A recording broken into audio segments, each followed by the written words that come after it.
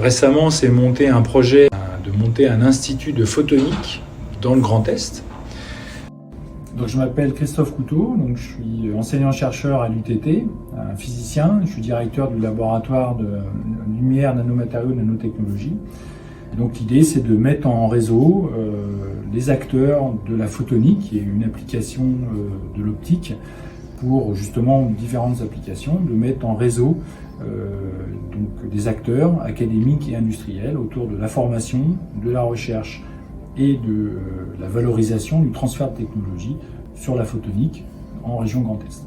Les objectifs de ce projet, c'est de mettre en réseau des gens qui ne le sont pas forcément, et donc de faire par exemple des nouvelles formations d'enseignement dans le domaine de la photonique, de développer des nouveaux axes de recherche donc entre différents campus, différents laboratoires et différents chercheurs de la région Grand Est dans le domaine de la photonique, et puis de pouvoir parler et collaborer et discuter et travailler avec des entreprises dans le domaine de la photonique pour transférer nos connaissances et nos découvertes dans le laboratoire au milieu industriel et donc aux applications.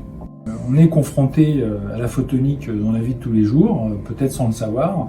Le meilleur exemple est la fibre optique qui arrive dans votre boîtier à la maison, puisque c'est une fibre optique et dedans vous avez de la lumière, et donc il y a un transfert d'informations.